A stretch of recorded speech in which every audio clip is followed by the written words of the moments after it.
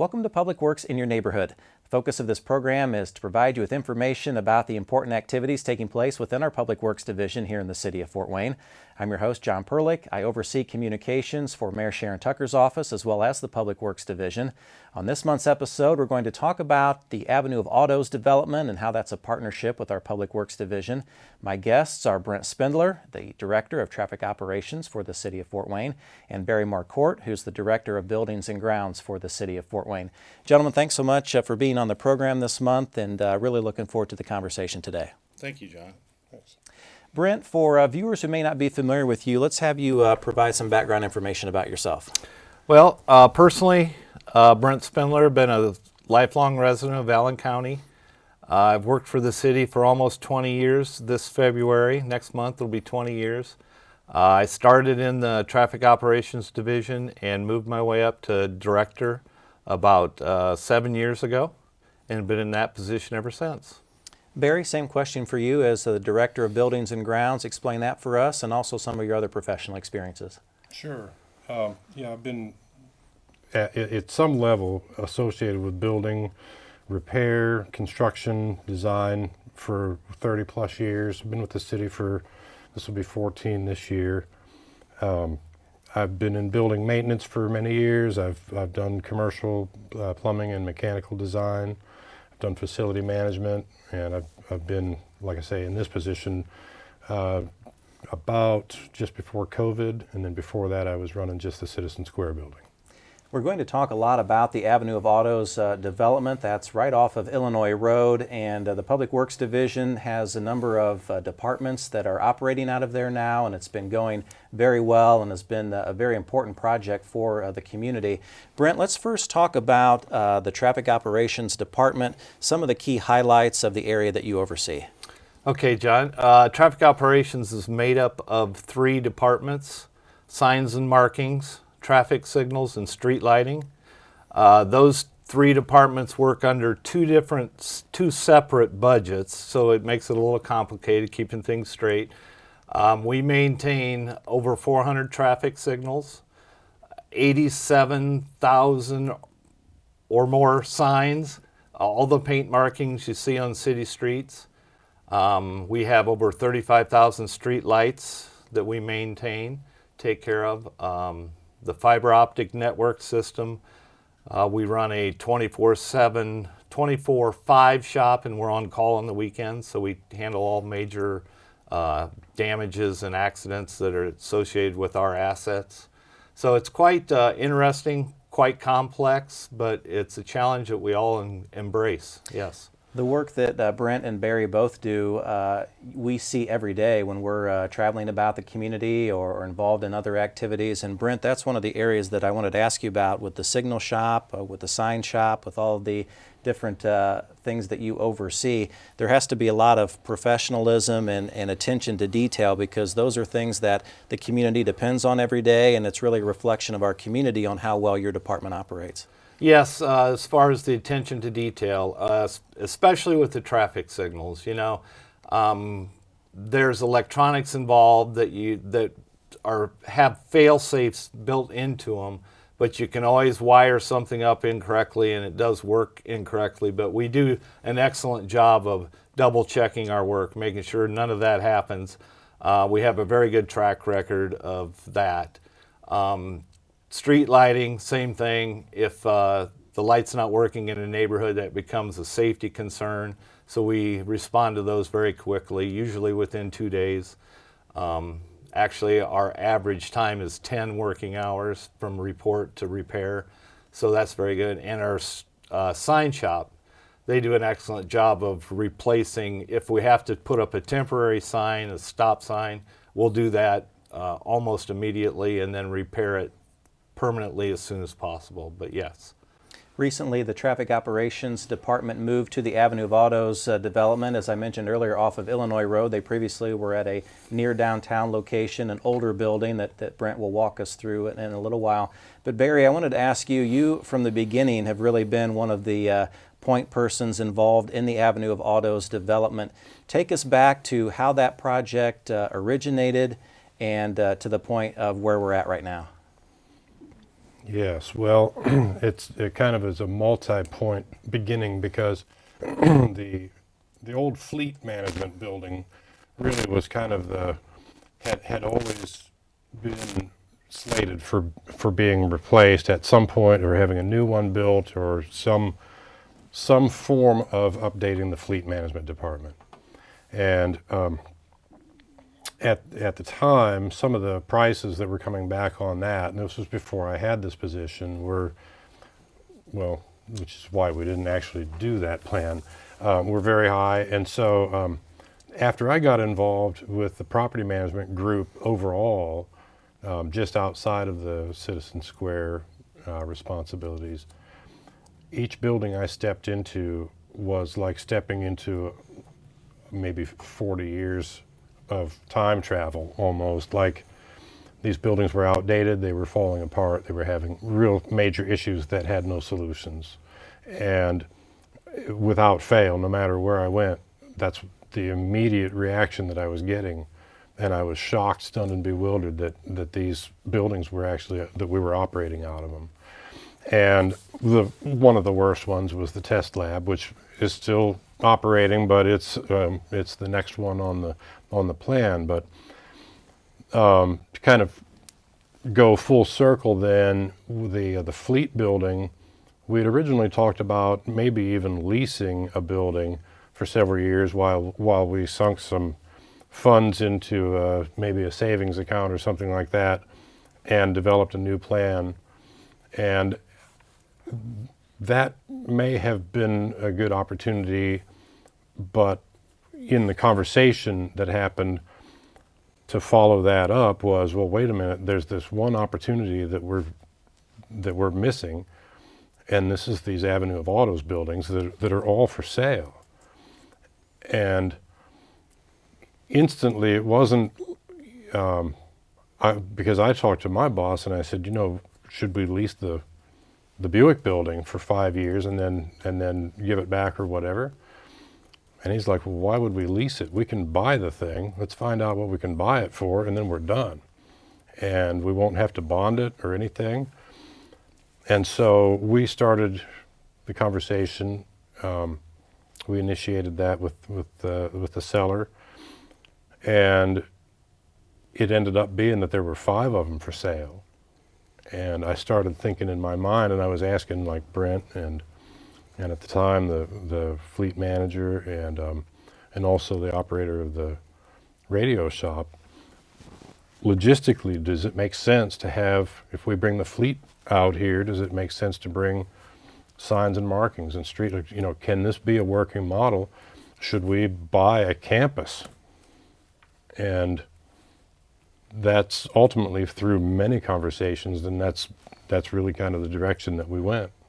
And we've talked about it before, so I don't want to go into a great amount of detail on that. What we used to do and what we do now is night and day, and it's been a great project, and we've got one more building to do to finish up. Brent, what has it meant to you as the leader of traffic operations to be in the new Avenue of Autos development? Tell us about what the new development and your new offices look like compared to what you were operating out of before. Well, we'll start with the old. We have 3 departments. We were located in 3 different buildings, 3 different addresses, 3 physical locations, different physical locations. 2 of the buildings were 100 plus years old. We didn't even know the actual date, how old they were, but we knew we had records back over 100 years on 2 of the 3. We had, in 2 of the 3 buildings, we had 18 window air conditioners. So we had those to maintain. We had 3 break rooms, 3 sets of restrooms, 3 of everything, because we were separate departments in 3 different buildings. Not efficient at all. The communication was bad. I would have to call a different building or walk through one building, cross the street into another building. Our resource sharing suffered because we weren't under one roof. So moving to the new building, we actually have fewer square footage, but more efficient space, because all of our supervisors are under one roof in one area. All of our electricians are in one area. All of our sign technicians are in one area. All administration is in one area. We have 2 sets of restrooms, 2 break rooms, no window air conditioners, less copiers, printers, copiers. So we're much more efficient. The building layout is, like I think Barry and I talked after they purchased the building, and I told him, I said, if I was going to design a new building, this would be very similar to what this existing building is, so the work's great for us. We have shop areas, warehouse areas that we need, storage. Going back to the old facility, we would double park our employees because of our parking was so limited. If we had visitors, they had to ask where they could park. It just wasn't room. Now we have parking for everyone. We have handicap spots. We have all of the needs that we have. So it's been a wonderful move for us. Barry, Brent has walked us through traffic operations. Tell us about how well Fleet is doing now, and also the radio shop. Those are the 2 other significant partners at Avenue of Autos. What has that meant to those 2 departments? Well, I hate to speak for other departments. That's not my specialty. I try to facilitate things to help those departments do what they do best. And, these are very, very capable individuals that know what they need. And we've, the first one, the radio shop, we had to open earlier because we at that time had a sale closing impending that we had to get moving a few months before the other one. That one has worked out really well. I mean, there's always going to be a thing here and there that we've got to do, but to talk to the person that operates the building, when I've talked to him, he's been very, very, very appreciative of the project. The fleet manager has been working real hard to help me finish up some things and revisit some workflow things out there, and I think overall it's an incredibly big step up in terms of just raw space. It's a major advantage. To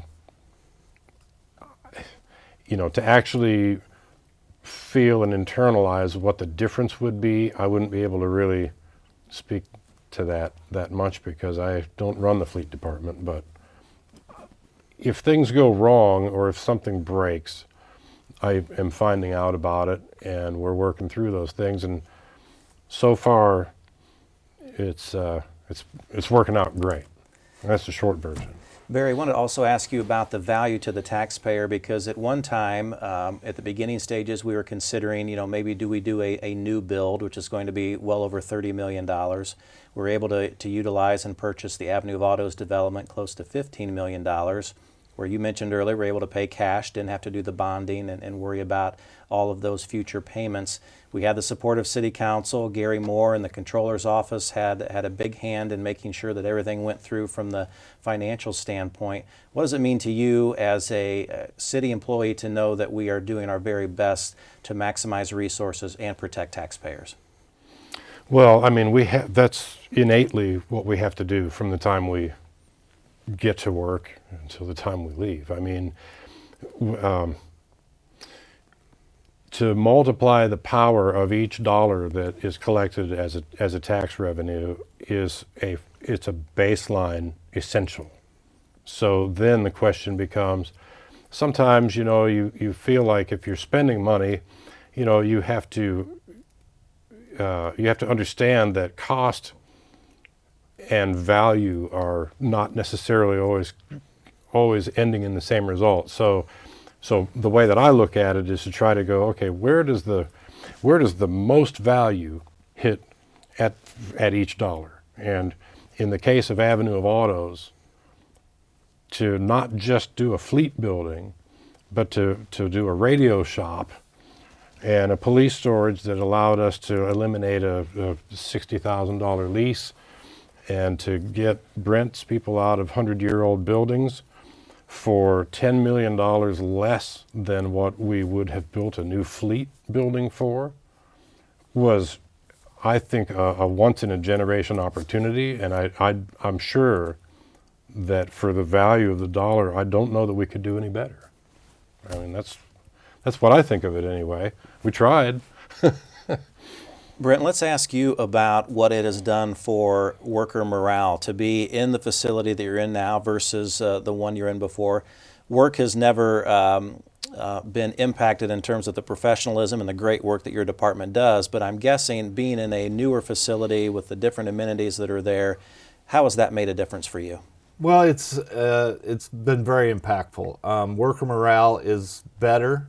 They see an investment in their work facilities. It's almost like a home. We spend almost as much time at work as we do at home, like most people do. And you want to go to a place that is comfortable. You can utilize it. It provides you the things that you need while you're there. We have facilities. We have break rooms. We have this and that. It's not luxury, but we have a shower in case, because we work outside. We have guys that are there 24/7 at times. And if you need to take a shower, if you get into some nasty conditions, the facilities are there. We invested a little extra to put that into it. First and foremost, in traffic operations, it's public safety, okay?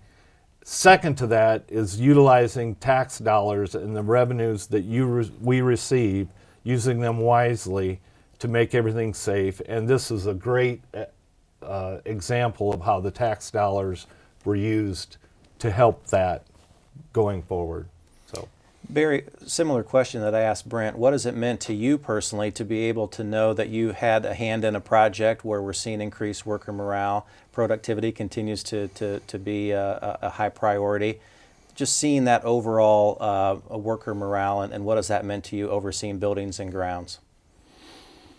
Well, I always like to know that my existence makes a difference. I mean, I'm a person, so who wouldn't, I mean, this summer when we had a few 100-degree days, it was awesome to walk into the fleet building and see the garage doors down, and it's 76 degrees or 75 degrees instead of 100 degrees. Watching the guys working on the vehicles in the air conditioning is a major change. They didn't have cooling in the old building. So, I mean, that's just one example, but of course, I mean, if I'm part of something that works out that great, I'm always thrilled to be part of that. You know that. Brent, let's talk about the importance of teamwork, open communication, not only amongst your employees, but stretching that out to other divisions, other departments, the mayor's office, city council, neighborhood associations. How does all of that come together, and why is that such a priority? well, because we're all in this together. All of our work affects everybody that travels, walks, rides a bike on the trails. We work with a lot of the other departments, some more than others. In this project with Avenue of Autos we're talking about, our department applies the decals to most all of the new or repaired vehicles for the city. All the new police cars, we put the decals on them. Now we're side by side with the fleet department. The new vehicles come in, the fleet does their work, we grab them from them, drive them 100 yards to our facility, pull them in, apply the decals, and then return it. Before, these vehicles might have been having to be driven across town and then taken back. You know, just the logistics of it, we're close. We work with parks departments on certain things. We work with the trails department. We work with the street department. We work hand in hand. And just the importance of being able to communicate and see each other and things like that is a big difference. It makes a good impact. Barry, your perspective, you have a unique role in that you interact with almost every division and department within the city. Let's get your perspective on open communication, dialogue, building trust and respect for the work that you do, and also being involved in all those other city departments and divisions. Wow. And this is how many minutes do we have left? That's a really big question. But so to just kind of maybe simply sum it up, we talk a lot about, we name a lot of positions, department heads, mayor, council person. In our discussions, those names come up, but very rarely do they come up as the name of the person who is filling that position. And the way that I like to look at this thing is I like to realize and remember all the time that, yes, these are positions, but they're filled by people. And so that's why I like the talk and walk. I like the, hey, let's meet over here and we're going to point at what we're talking about and make it something that is people talking to each other about what we're looking at, as opposed to positions, approaching another position with a project that is well defined but really not able to be understood and therefore not meaningful. To me, I think if when we're people and we know each other as people and we talk to each other as people and we show each other what the issues are and what the ideas are, good, bad, or indifferent, that's when we get things done that make a difference, in my opinion. Well, I've had the privilege of working with Barry and Brent for a number of years, and have always appreciated their professionalism and how well they do their work. Anytime that I have a question or a request, both of them are very responsive and do a great job every single time. So I want to give comfort to our viewers and the residents of Fort Wayne that we have a lot of good people performing important duties each day. I wanted to ask about that whole concept of the 24/7, 365, because the three of us are all in a position where we have those responsibilities. Brent, walk us through the benefits of that, but also there are some complexities involved because you really have to have people dialed in and very committed to the task at hand. Yes, John. Our shops all work 24/5, 365. So in the past, we always had 24/7, 365, but COVID came around and things changed, staffing levels changed, some responsibilities changed. So we had to go to a 24/5, which we work 24 hours a day, 5 days a week, and then on the weekends, we have people that are on call for emergencies or Mother Nature, traffic accidents, things like that.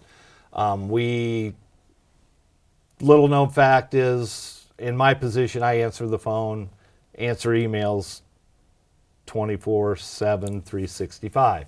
If it's an issue for someone else, I feel it's my responsibility to address it as soon as possible. And we do that. My supervisors, somebody's on call all the time. It's not unusual for me to text them, call them, say, hey, I got this. Do you know about this? And then they'll take care of it. Our guys that are on call, just the same, do the same thing. Very seldom, if ever, have we ever not had a response. In my 20 years, I don't think it was ever that we didn't have the necessary response from everybody along the line to take care of the emergency. For that, I'm grateful. For the citizens that don't realize that, it's wonderful. We're unusual. This city is very different than a lot of others in that respect. So, Barry, your thoughts on that, being on call and always needing to be responsive to the needs of our great community? Well, when a pipe freezes and a building gets a lot of water in it, you've got the choice to say, you know what, I'm going to call somebody, and if I can't get anybody, then I'm going to let it sit. Or, you know what, you have to get that water out. And that's what the choice is. So that's what you do. And you call in some help and you get busy, you get through it, you protect the building, you can't, there's some things that you can't ignore, that you have to act on immediately. Because I get continually notified through fire alarm, mass notifications from two of my buildings, and temperature controls. If I get, like for instance, my inbox was full this morning with things that were happening starting at 5 o'clock this morning due to the cold with all of our HVAC systems in the Citizen Square. And I knew that. I anticipated it. We spent a lot of time with the temperature controls over the last couple of days preparing for it. But then when things happen, we have to acknowledge it. We have to log in remotely if we have to. We have to do what we have to do because we're the city. We're going to be open. So, we're going to take care of it. That's the way it works. Brent, I wanted to ask you a couple of questions. The last time you were on the program back in 2022, we walked through some important initiatives that you were working on. Can you provide us with an update on the traffic management system and how things are going with that project? I would love to, John. We're finally reaching the final turn in that project. We've identified what system we want to use. We've done all of our due diligence. We've spent a lot of time training. We haven't finished the training yet. We plan on going for council approval here in the next month or so for the project, and then after that it'll be approximately a 9-month installation of the system, which will see better traffic flows, better reporting, more manageable system. Our system now is pushing 15 years old in that neighborhood. It's outdated, antiquated for the new systems today, and it'll be a welcome addition for the traveling public. Another project you were working on dealt with electric vehicles. We're seeing more of those around the community. How does traffic operations play a role with electric vehicles? Well, we were tasked with installing the charging stations around town. We have all but 2 of them installed. We found some extra funding. We're going to install 2 more out at park off of Tillman. I can't think of the name of it right now, but we're going to install 2 more, and that'll be the end of it for now until we get another round of funding. So, yes. We've got about a minute left in the program. Barry, let's talk about a few goals or objectives that you have as we're into this new year here in 2025.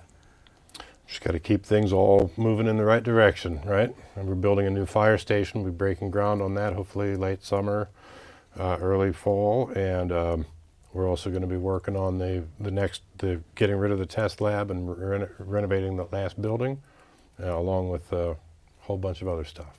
Brent, a couple quick highlights from you with about 30 seconds left for goals and objectives for 2025.